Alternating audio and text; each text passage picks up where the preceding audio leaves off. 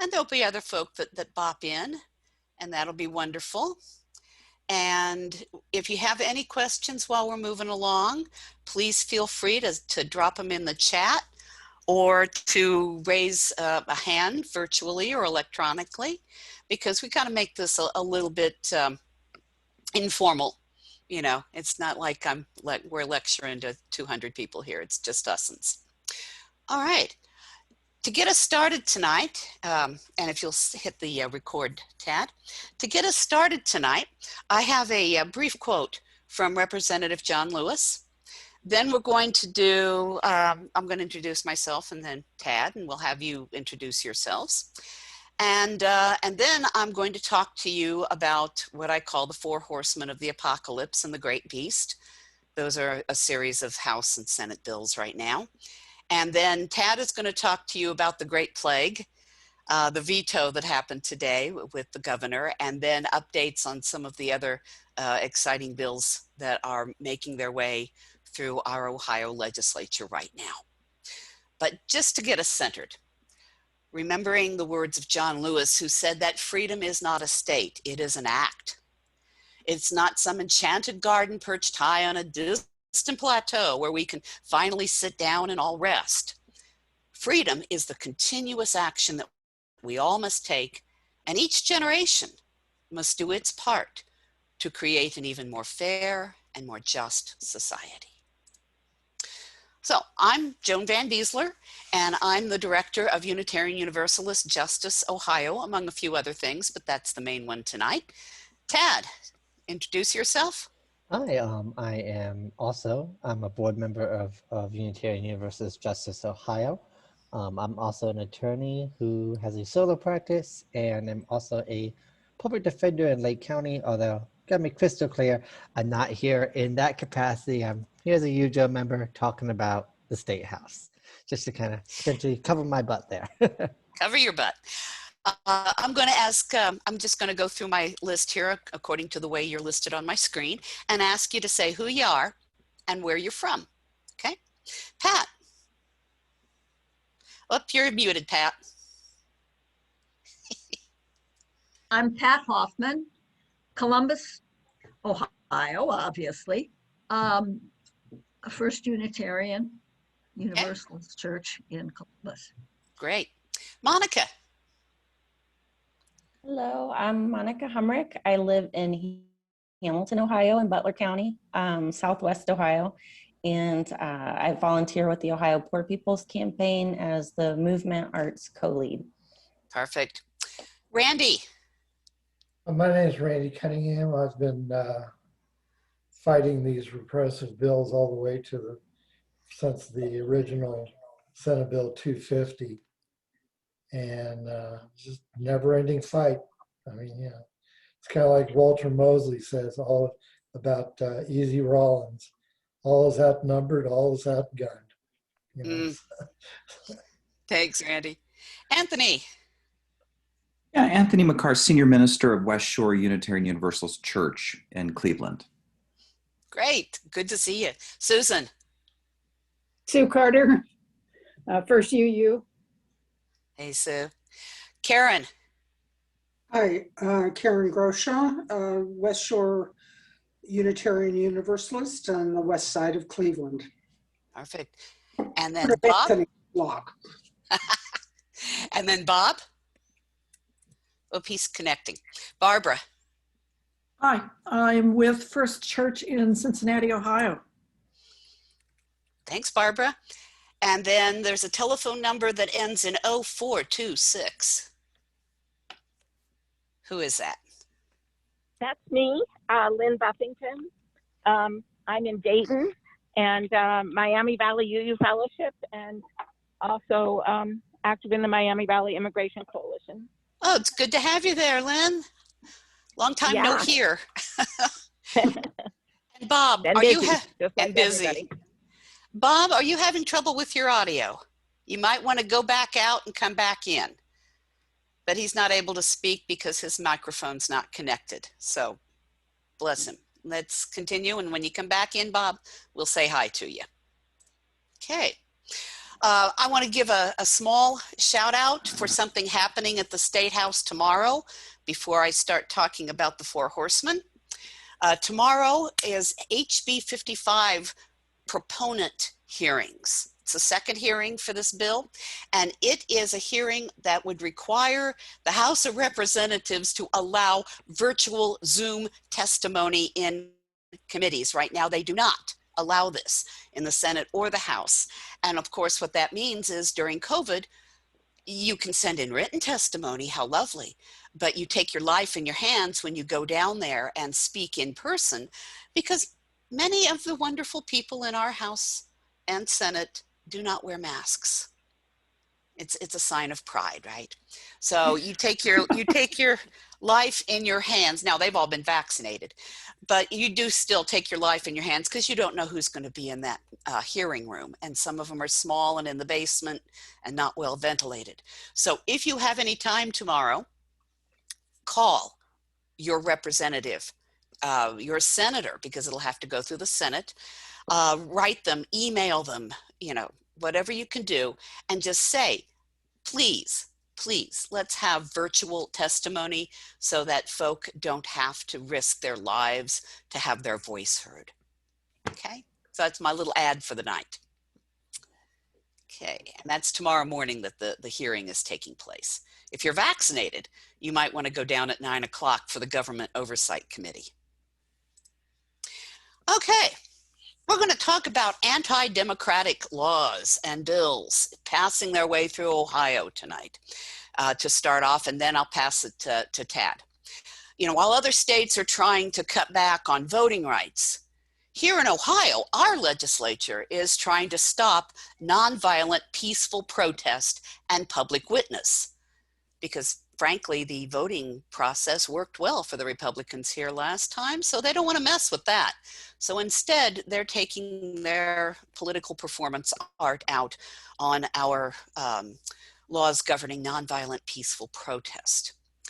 Now, the first one of these bills, called the Great Beast of the Pit, happened last year. We fought it for 2 years, by the way.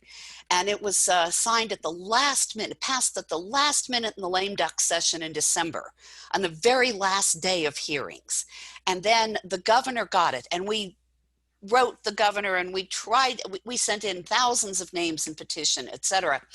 And the governor signed it, however, on the very last day that he could sign it. Amazing. But this prohibits people from protesting, trespassing, vandalizing, putting chalk on a pipeline, anything that has to do with a critical infrastructure site that's defined in a number of ways, but it really means oil, gas, fracking, nuclear power plants, the big plastics hub that they're trying to build in the Ohio Valley, any of that. So to protest at any of that, they ratchet up the penalties from misdemeanors to felonies for trespassing. If you dare paint something on a pipeline or use chalk or something like that, the felony, of course, it's felony vandalism now. If you block the entrance to the construction site, of course, another criminalized arrestable offense. In other words, they really ratcheted this up, and they created this new legality called improperly tampering with an infrastructure site that leaves them wide open to any kind of interpretation that they want to slap on that. So you can see this is really a horrid bill. And there are other states that have similarly horrid bills with similar language, because this was all written by the American Legislative Exchange Council, ALEC, which of course was created by the Koch brothers. So you see where it's all coming from. But one of the interesting things about this bill is the fact that it now brings in nonprofits and organizations, especially environmental oriented organizations that offer any kind of support, encouragement, or resources for any protesters, or has a staff person on site. And any of these organizations can be fined 10 times the normal amount if somebody during the protest or demonstration does do felony tampering or trespass or, paints the pipeline or anything like that, up to $100,000. Up to $100,000 could be levied on a little organization like UUJO or your home congregation if you all were trying to protest or do a public witness event around a pipeline or some other fracking well that was destroying your water, let's say, or any other action at a critical infrastructure site. Or you can be sued in civil court as well as have the other fines. Anything you want to say on that, Tad, before I move on? This is kind of the granddaddy of them all. No, I think that was thorough. Yeah. Oh, and what's a critical infrastructure site? It's anything from a nuclear plant to a water treatment plant to a fracking well to a telephone pole. There's 4 pages of listings of what a critical infrastructure is. So just to let you know.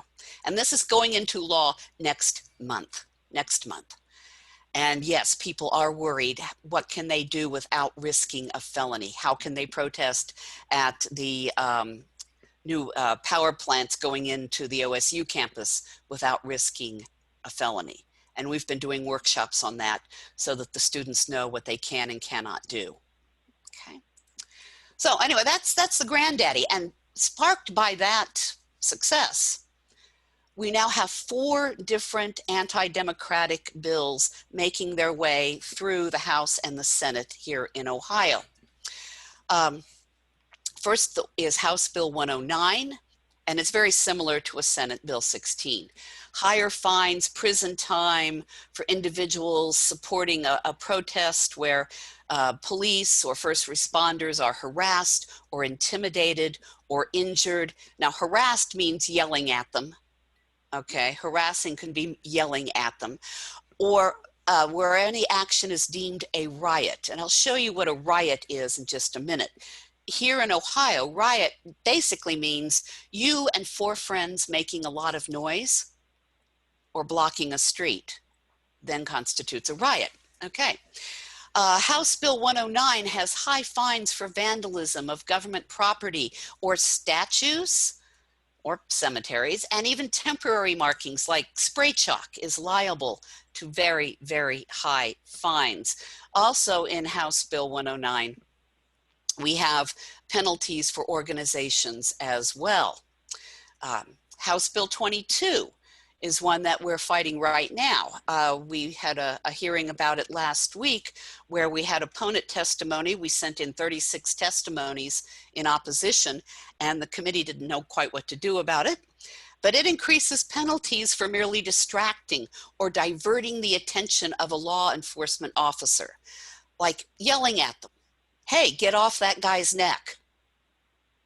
The bystanders on the sidewalk at George Floyd's death could have been arrested under this House Bill 22 for yelling and distracting the officer, the former officer Chauvin, by saying, "Hey, he's dying, get off his neck, don't kill him."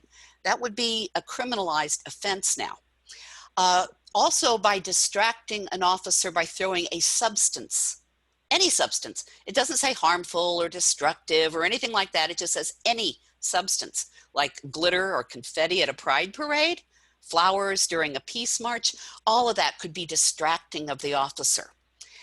Creates penalties for making an officer feel threatened, not actually threatened, but feel threatened. And if you get within an arm's length of the officer, it's now a criminalized offense. When presenting this bill, one of the authors said, "Don't yell at us when we're making an arrest. It annoys us." So this is a bill that says thou shalt not annoy an officer, no matter what they're doing or how they're making that arrest. That one is on the fast track right now. Whoops, that one's on the fast track right now. Then there's Senate Bill 16. It's a little slower. It's the same one as 109, high fines, prison time, and fines for organizations, harassing, intimidating, taunting an officer. Both in Senate Bill 16 and House Bill 109, blocking a street or blocking a sidewalk ramps up ramps up the penalties to be felonies. 3/4 of the actions of last summer would have then been felonies. You know, taunting an officer, yelling, blocking a sidewalk, blocking a street, all of that. And I'll show you a little video of what was going through the minds of the people who actually wrote the bill on House Bill 109. Oops. Got a little bit of echo there, but I'll show you that in just a minute so you can see what was actually in their mind through all the legalese.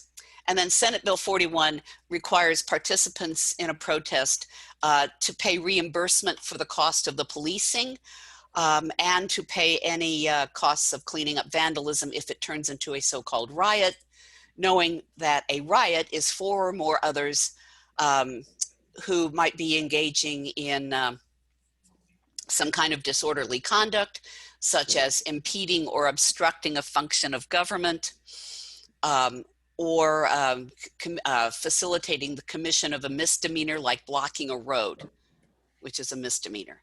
I mean, so that ramps it up to a riot. And then aggravated riot, of course, does involve some form of violence. So just to let you know that a riot is defined very broadly here in Ohio. Okay, and this is just a little chart that we did to look at these bills and all of the things that that they cover. Peace officers can sue for injuries, riot, aggravated riot, raising penalties, new offenses for vandalism or assault or taunting. Organizations can be fined and sued and made bankrupt, things like that. Okay. Now, increasing all of these, quite frankly, let me move back here. All of these, quite frankly, are designed to chill free speech. I mean, it is obvious that they are, to make people and organizations think 2 times, 3 times, 4 times before engaging in any kind of public witness acts. And that could be for Black Lives Matter, or pro-environment, or voting rights, or women's choice, or peace marches, or anything. All of these are covered. Anything you do a public witness on is covered in these laws. It's not that they want to throw a bunch of people into prison with felonies. They just want to threaten the felonies, and especially threaten the fines, so that people will not come out and speak up and speak truth to power in a public witness event. And as I said, in addition to increasing the ways you can prosecute and charge individuals, these bills go after organizations. So it's obvious that they're after the support structures or the educators or the resources that make it possible for people to speak truth to power. In other words, for fear of bankruptcy, for fear of organizational destruction, no one will even bother to go out on the streets. So that's what they're after. That's what they're after. Now, some of these bills have overlapping sections. If they ever do come to law, if they're ever passed, they're going to have to, they'll merge them into one horrendous thing, right? That's why I call them the 4 horsemen of the apocalypse. Hey, Joan, I think Sue has a question. Yeah, Sue, go ahead. Hi. I wanted to ask what you know about the possibility of these passing. Yep. House Bill 22 is going to pass. I mean, we're fighting it tooth and nail, but already it's fast track. And well, when it gets to the Senate, we'll see. But it's going to get through the House for sure. 109 House bill, we're very much afraid for. The Senate bills, not quite so much. But the House bills have a lot of people behind them, a lot of money behind them, a lot of co-sponsors behind them. So that means we're going to have to put up much more effort to have those blocked when they get to the Senate. And we'll start that now, though, by blocking in the House where we can. Okay. That both the Senate and the House have Republican majorities? Oh, yes. Super majorities. I mean, what's the chance of being able to block them? And how do you go about blocking a bill where the party that might want to support it really is overwhelming? Public opinion. letters to the editor, media,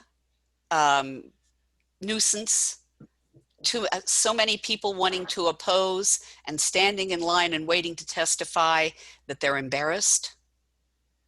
That's how you do it. Okay. And that's what we're trying for. Okay. That's what we're trying for right now. Joan, I mean, this is First Amendment rights stuff. Yeah. Yeah. Yeah, How Randy. do they reconcile this with what happened at the Capitol? Oh, I'll play you that one in just a. They don't care.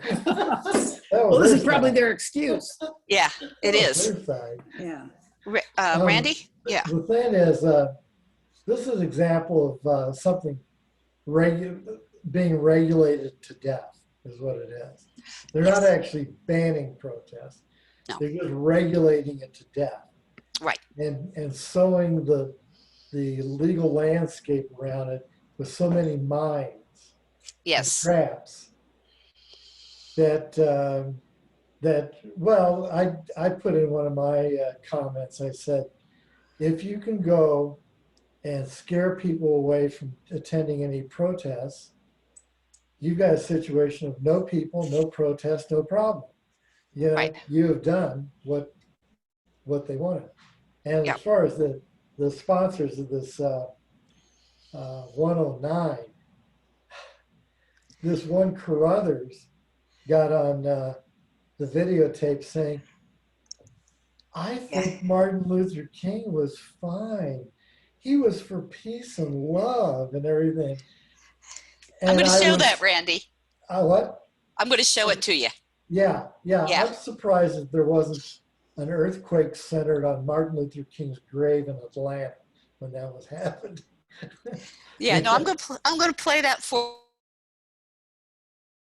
you in just a second as they propose this one. It's scary. So you're right. It's scary. And the two sponsors of HB 109, I won't show you that part, but they did say, you know, this is designed to deal with the horrible situation we had here in our cities in Ohio last summer, and it might have helped with some of the problems they had in Washington, D.C. too.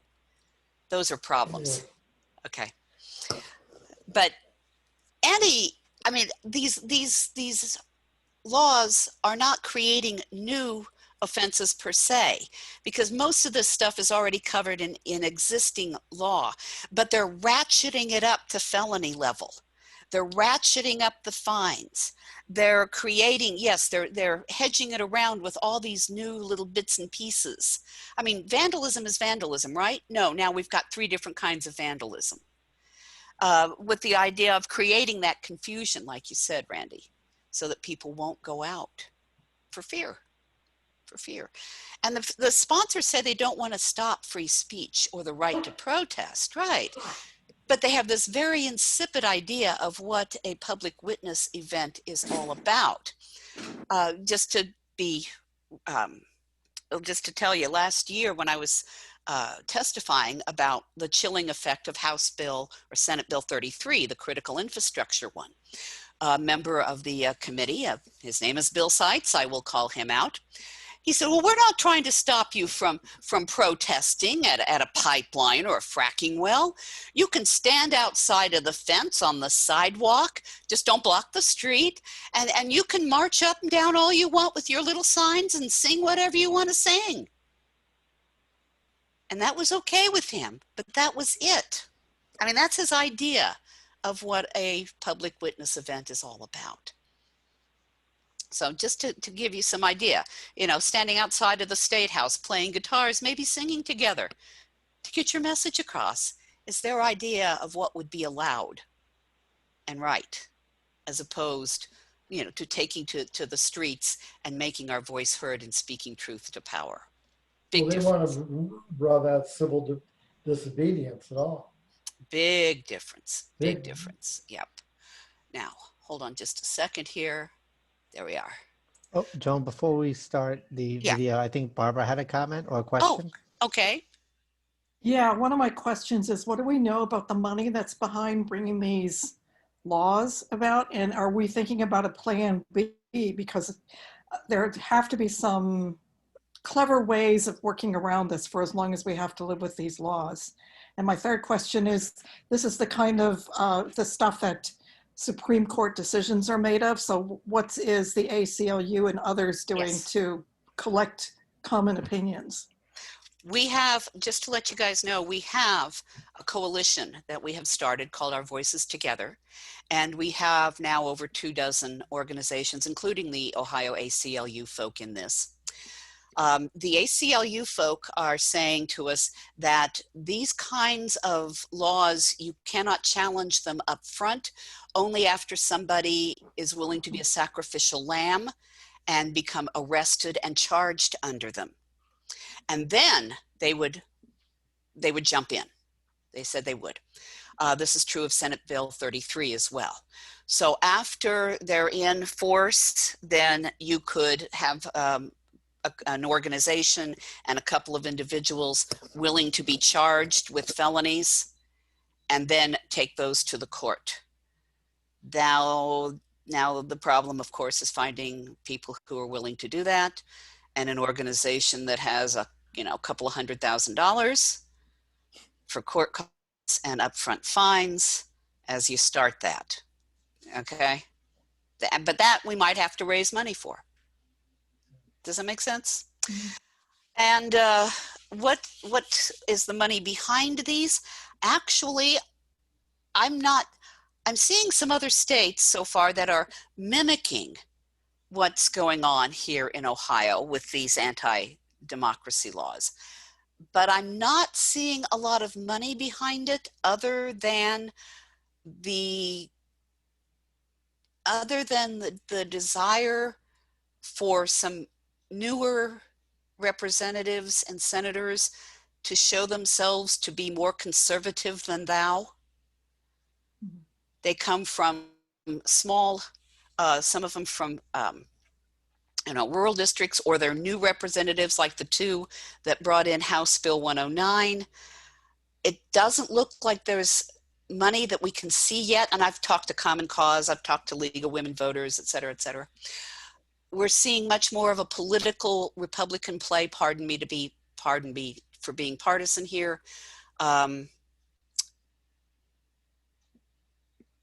To just, like I said, to be, well, one of my favorite representatives, who will remain nameless right now, said this is political theater, dangerous political theater. Does that make sense? The thing, Joan, is that a lot of times the police will go and make arrests. Yeah. But then they won't go ahead and prosecute because, number one, they're afraid that the judge may lead to legal challenges. Yeah. And it's a form of crowd management and harassment and intimidation. Yep. Without going the full Monty to try to put somebody up in the penitentiary or anything like that. I mean, chilling. That's a classic.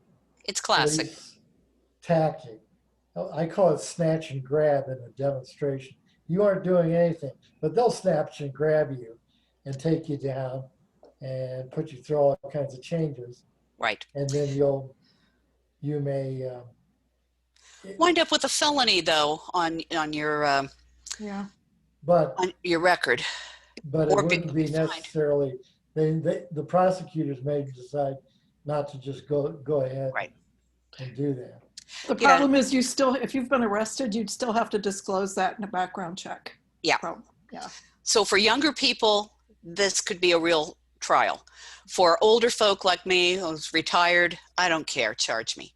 Just get me out of jail soon enough. But there are a number of things going along with that.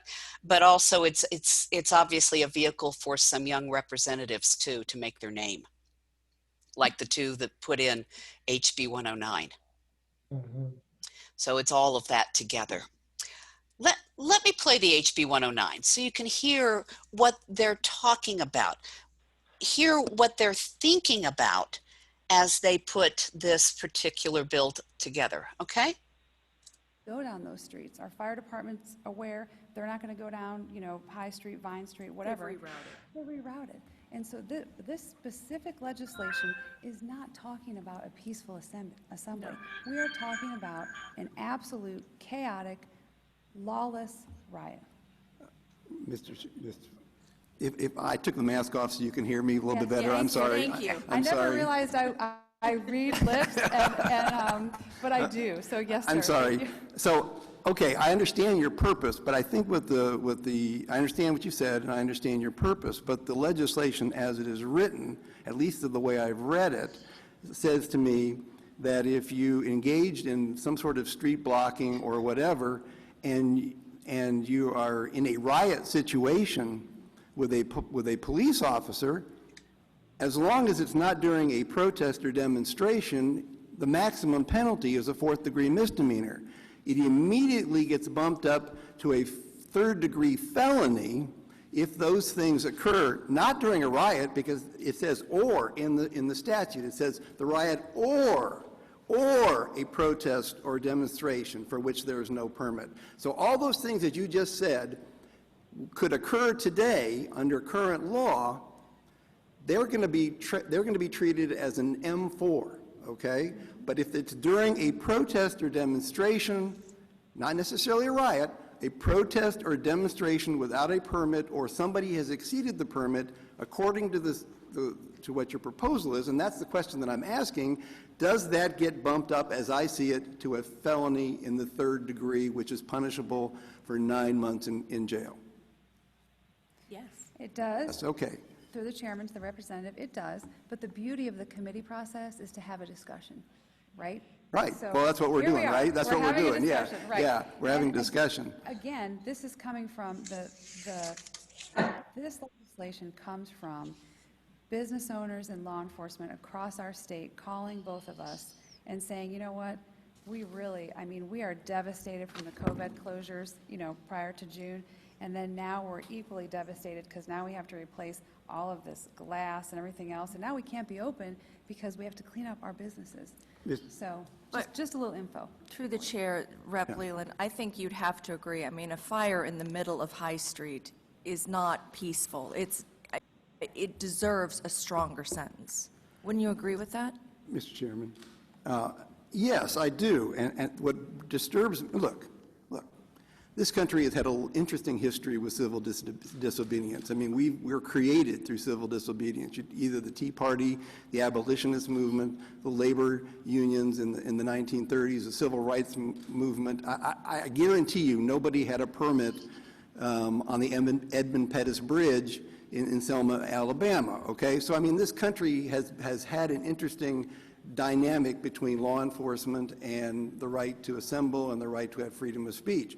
What concerns me about the legislation is that everything that you just said, if it happens not in the context of a demonstration, is treated as a M4 offense. As soon as we kick it into a demonstration, which to me is problematic because that connotes freedom of assembly, freedom of speech. As soon as we kick it into, I'm reading your words in the statute. As soon as we kick it into a demonstration, then it all of a sudden becomes an F3, a felony of the 3rd degree. And that's the point. That's the point where I worry about the chilling of the effect of people's abilities of freedom of speech and assembly in the Constitution. Again, through the chair to the representative, we're not talking about a peaceful assembly. We are talking about violence. We are talking about people throwing bricks. Again, look at the slideshow. People were putting out on Twitter. I have gas masks and heat-resistant gloves. You're not coming to peacefully protest when you have to wear all of that. I mean, we have all seen everyone out here in front of the State House daily, and we smile. Everyone's out there with signs and guitars, and that's what it's about. You have to get your message out.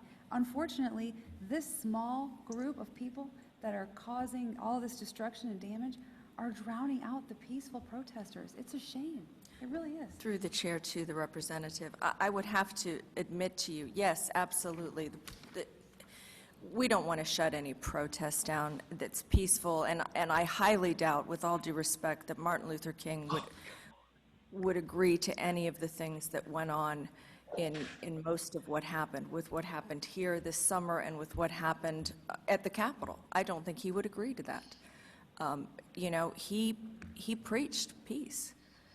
He wanted everyone to get along. As far as I know, he wanted everybody to get along. And yes, I mean, I think we've made huge strides, but the younger generation that I'm seeing is taking it a whole other level, and all they have is anger. I think Bill has a question. I'm going to stop it there. Oh my. Oh my. You see, I said my head is exploding there.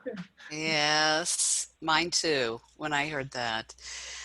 I want to give them a history lesson, and I want to talk to them about the nature of nonviolent direct action, which is not everybody needs to peacefully get along. But what did you see as you heard them speak? Anybody want to comment on what they saw? Well, I know in my mind, this is Monica. I thought, I don't know their names, but they look like two Karens to me. So perfectly spoken by what the younger generations call Karen, which is basically white privilege in female form. Yeah, they're the two sponsors of the bill. They're the two sponsors of the bill. Any other comments on that one? As you I can think see. they should be at Saturday on Saturday Night Live, I think. Well, that actually, yes. Okay. If there's any other comments, please feel free to put them in the chat or to speak up. I want to, I did put into the chat a sign up to be part of our Voices Together action list, because we are planning several different actions. We're planning a April 10th action around the whole state to protest these 4 bills. And it's going to be in all different cities. So there's going to be a Cleveland, a Cincinnati, a Columbus, a Chillicothe, an Athens group. We're going to be doing some stuff online as well. And you can sign up there. And I also put in there some of our anti-protest bills toolkits that we've developed on how to write and talk to your legislators, how to write a letter to the editor, how to write a testimony, okay? And then also getting on our information list to be part of Voices Together action list. So that's all in the chat right now. Action on April 10th, protest while we can. That's the statewide actions. And then pro-democracy letter to the editor writing party we've got on March 30th to really concentrate on House Bill 22, since we know that that one is moving the quickest at this point. So those are things that we have going right now for actions. I already put in the get involved into the chat for you. Let's see here. And I can send this stuff out later. And then I will also send out video responses or resources, because you can watch the whole presentation on House Bill 109. It went on for a lot longer than just the 4 minutes I showed you. And also a webinar we did on the right and risks of protest under Senate Bill 33 that Tad was an essential part of. And then some resources from the Columbus, the Dispatch and the ACLU. So I will send these all out to you since you're registered, so you don't have to scramble and put the addresses down. Okay. All right. I have a question. Yes. A question. Yes. Sorry, this is Lynn. I was on my phone because I was in the car, so I'm not able to ask my question in the chat. So Okay. my question is, I know that in the past there have been a few times when the out of control Ohio Assembly has proposed something, and it's something that a large liberal portion of the advocacy groups have opposed, but occasionally some libertarian conservative groups have joined in. And it does seem like this might be an issue that where that could happen. And I just wondered if any of that's been happening. Yes, and we have been reaching out, especially to a couple of the Catholic dioceses that are joining in on some of this, and some Amendment 2 people that are not the rabid Amendment 2 people, but you know, who are have been known to come out to the State House for reasonable gun rights. Those kinds of folk. We also have the unions, and we're talking with the teachers union right now, and then the SEIU. Anyway, another one of the unions. So yes, we're building this coalition, building the plane while flying it again, of course, but it's taking off. And Monday we have a major strategy session, so we'll see who else is showing up for the coalition at that point. Thank you. Yes, you're right, Lynn. You're right. Okay, I'm going to turn this over to Tad because I've been taking up too much time. Impossible, Joan. You always have insight, so you take as much time as you need. All right, so I have posted a link to Dewine's veto message from yesterday regarding Senate Bill 22, which gives the legislature abilities to curtail health orders directed by the governor. I want to take the opportunity to read from this just so folk have an idea of what exactly is going on and why Dewine decided to veto this bill initially, and just how bad it is that that veto got overturned today. So Senate Bill 22 strips local health departments and the Ohio Department of Health of the ability to protect citizens from possible future threats. The bill prohibits a local health department and the ODH, that's the Ohio Department of Health, from requiring someone to quarantine or isolate unless there's been a specific medical diagnosis of that person, or unless that person has come in direct contact with someone who has been, quote, medically diagnosed, end quote. Now, if we have a novel virus arising here in Ohio, or as of then unknown virus, how is someone going to get diagnosed? How can we respond adequately to that type of scenario? In the view of the governor, and I frankly share this view, I don't think we could. More scarily still, the bill also gets rid of immunity from the state and the General Assembly for passing orders declaring an emergency and setting these emergency orders in place. So that exposes our state and our government to a slew of litigation, and plaintiffs in those lawsuits that would be challenging, say, mass orders or quarantines or something like that under this new law would be able to get attorney's fees as well should they prevail. So not only then is the ability to make effective policy curtailed, the potential exposure for attempting to adequately address health emergencies is a very real concern with this bill that's just been excuse me, the legislature just overturned the veto. Now, there are some constitutionality concerns on this bill. There's some separation of powers issues, but that's going to go through the courts, and as we all know, that's slow. Now, luckily, this bill doesn't take effect until 3 months from now. So that gives hopefully time for folks to get vaccinated.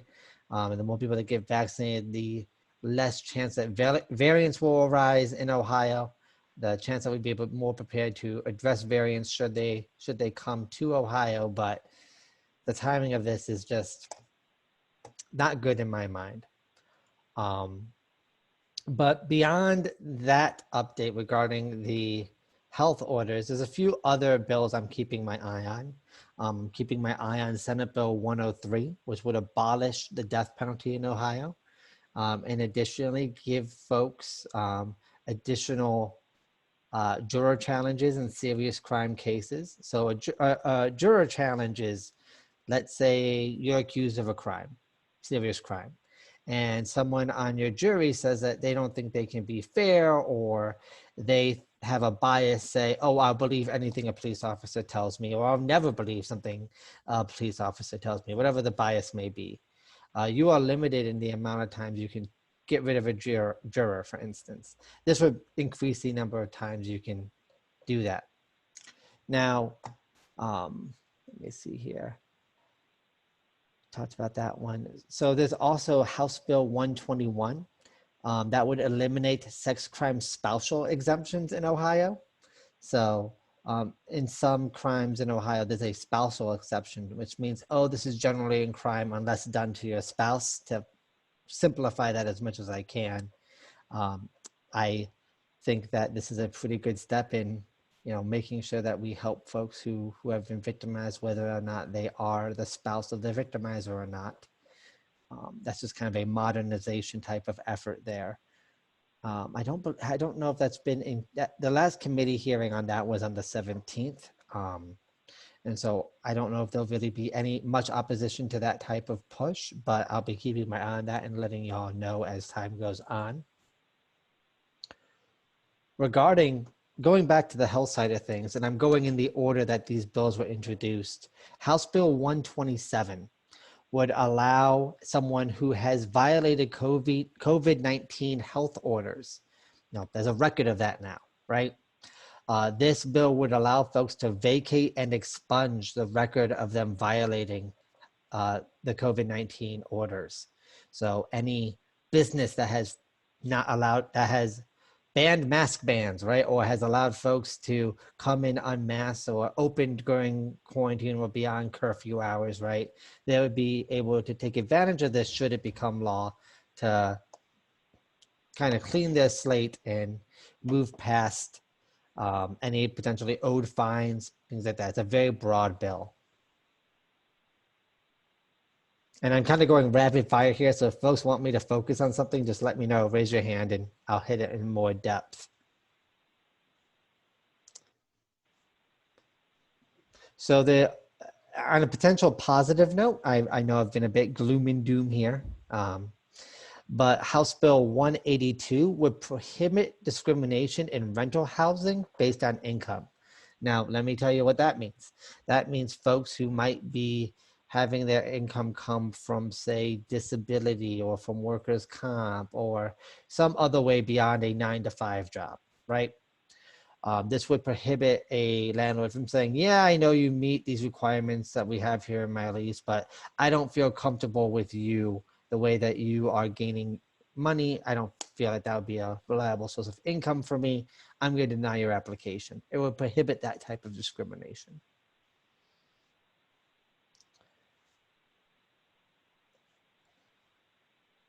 Now, this is House Bill 192, and it is entitled Prohibiting Political Subunits from Prohibiting Certain Types of Energy Generation. And let me just read you this quick little thing from the analysis section.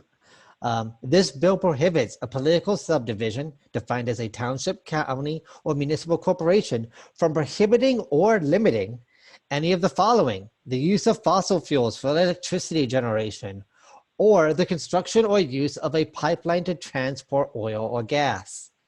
So just a fun, that bill is going through committee as we speak. It just had its second hearing today. So, right now they've only heard from proponents, meaning people that want to see this happen and become law. So that might be something that we will take a look at here in the future.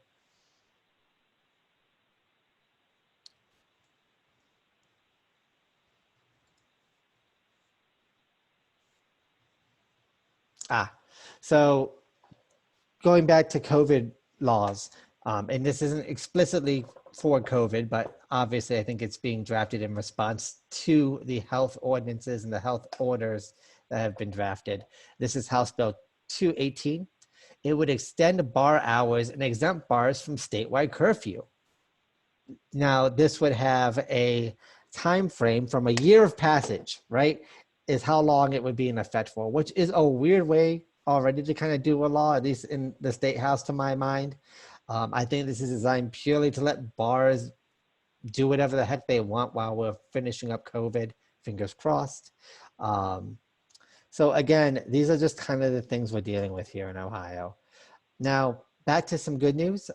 This next bill was introduced yesterday, and it is House Bill 224. It would create a Asian American and Pacific Islander Affairs Committee, given kind of the violence and the hardship and discrimination we've seen that community face in relation to fear-mongering from the COVID-19 virus and the unfortunate effects thereof. You know, again, since it just creates it, who knows how effective this would be in deterring violence or bringing issues of concern to that community to the State House's attention. But again, I'm trying to highlight positive things as I find them here. Now, to end on another positive might be too strong a word. I'll say a jovial note.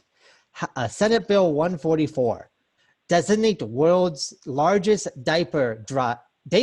Oh, I misread the title of this bill. I thought it said Diaper Drive Day. And so I had not read the statute of it yet. And so I thought it was like, oh, diaper drives. Those are really important to get diapers to folks who need them. No, it's not about diapers. Well, dang, you know, this is a jovial note then. Always good to check your sources, folks. Who knows? Maybe they'll read diaper into it. So I know that was kind of a shotgun approach to what's going on, but just letting folks know, I'm keeping that. Those were all announced since our last thing in February, or had committee updates since then. So again, while they're not the four horsemen, it's just important to keep your eye on some of the less bombastic things as well. All right. Well, thank you. And I'm going to note that Tad is working right now on a way of organizing the various bills that we are watching closely so that it'll be on the UUJO website. And we have a page there already for the 134th General Assembly here in Ohio for our news and updates. But he's working on a absolutely lovely structure that will enable you to really look at this stuff at a glance. But that'll take a little bit because he's working on it, and it's glorious, but it'll take a little time. Questions? Comments? I've got I would say 4 questions back to the anti-protest bills. Okay. And some I'm looking forward to reading through some of the links that are going to be in those slides, and hopefully they're answered in there. One thought that I had mentioned the need for a sacrificial lamb. I thought, you know, the only answer to absurdity is absurdity, and to find, you know, an absolutely absurd, like you used the example of throwing flowers. You know, if you could get somebody charged with a felony for throwing flowers, you know, it would just be absolutely absurd.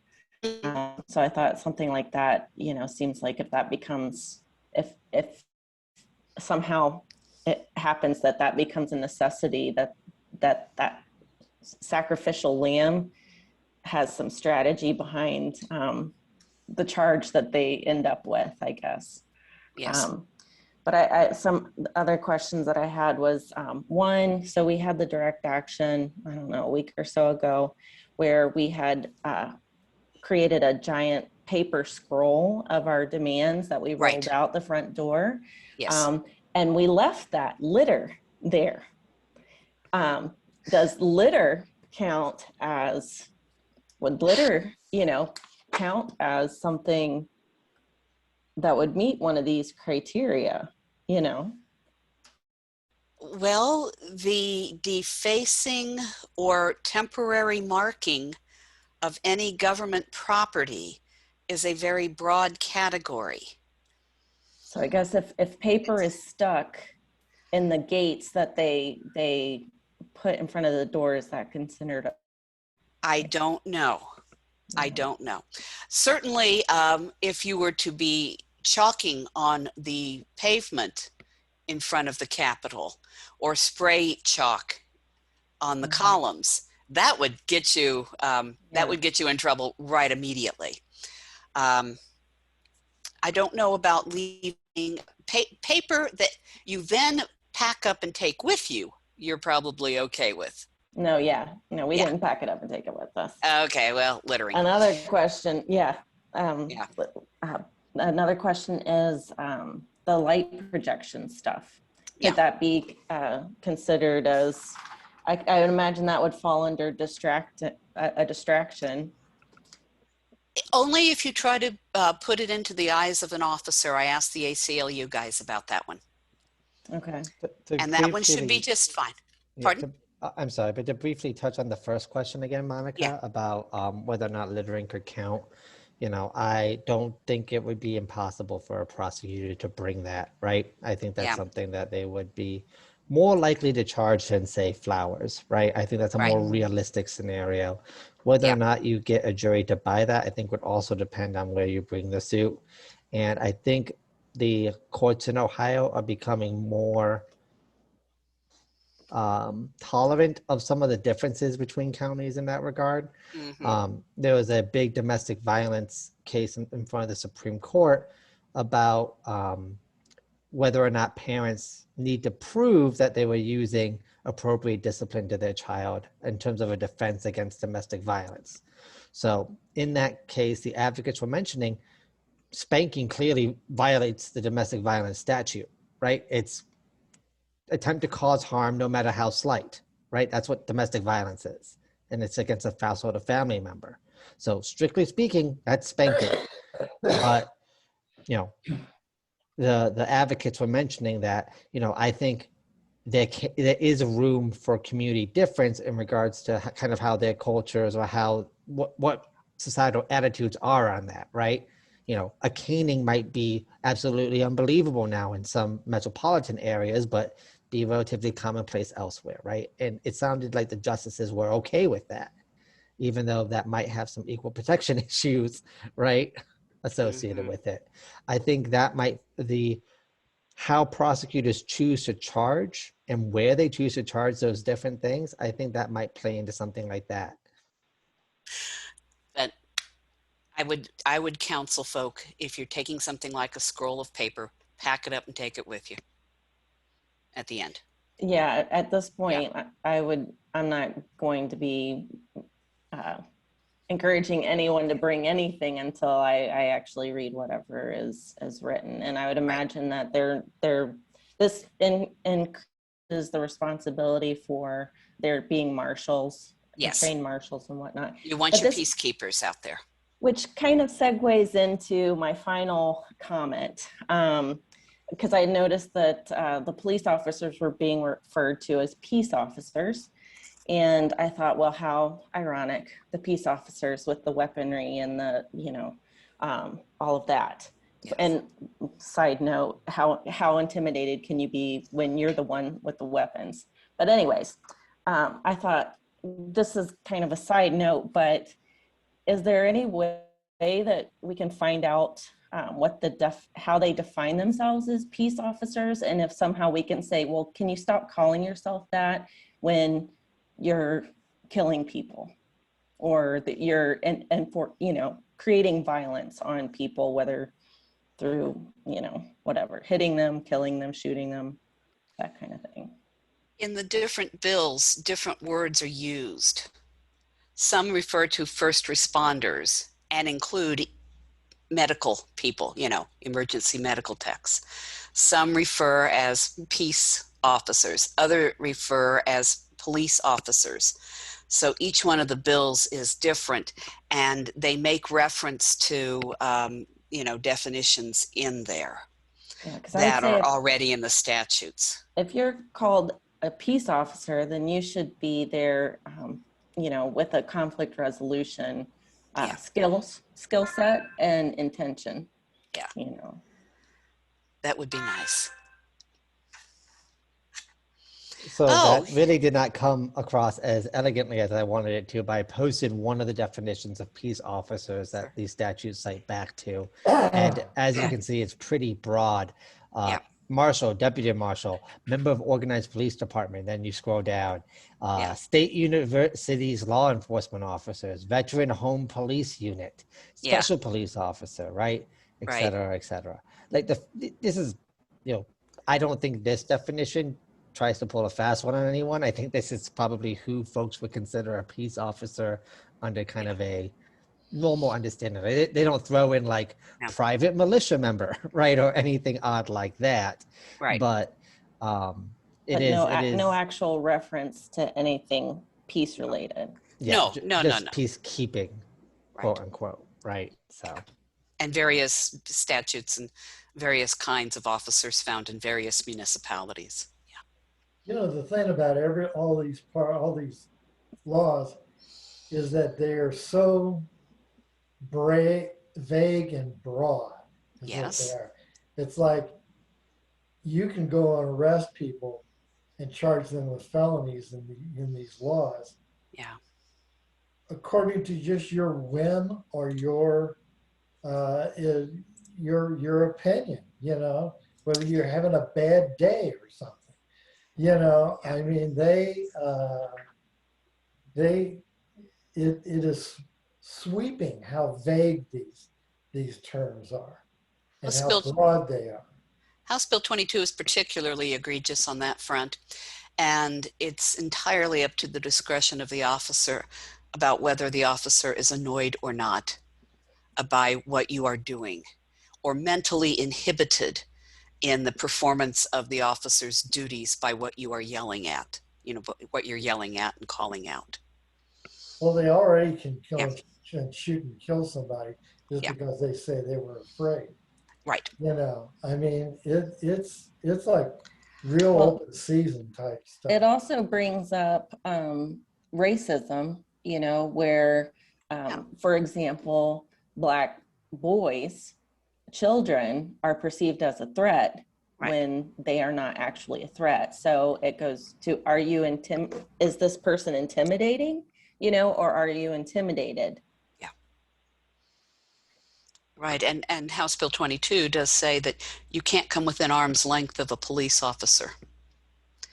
And if you do, then you are seen to be threatening, and it's criminalized.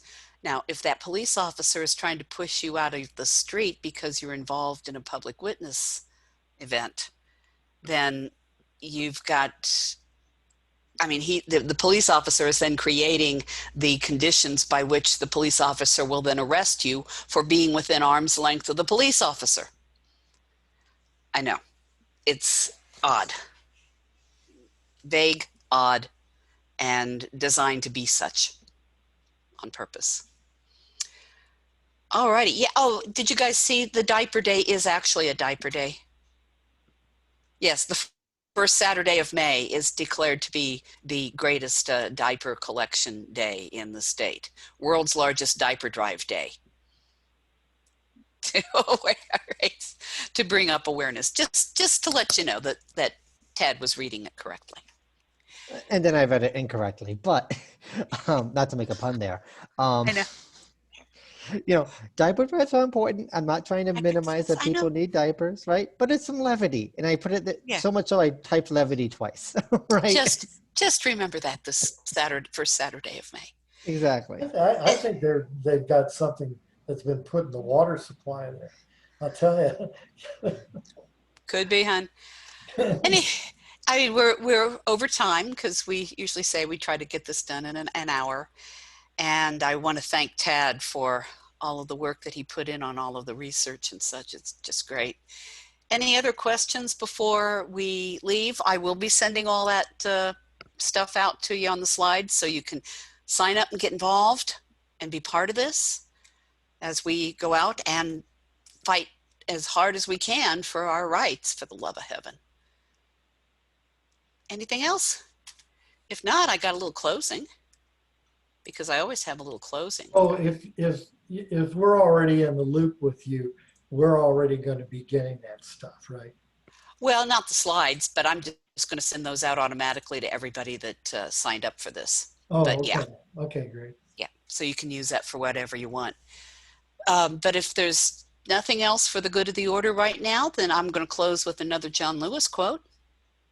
Okay. I mean, some of this is despairing. Some of this is really depressing, despite the diapers. But John Lewis said, do not get lost in a sea of despair. Be hopeful, be optimistic. For our struggle is not the struggle of a day, a week, a month, or a year. It's the struggle of a lifetime. Never, ever be afraid to make some noise and get in good trouble, necessary trouble. So thank you for being here tonight, my friends. And I will be seeing you as we progress with our fight to preserve our democracy.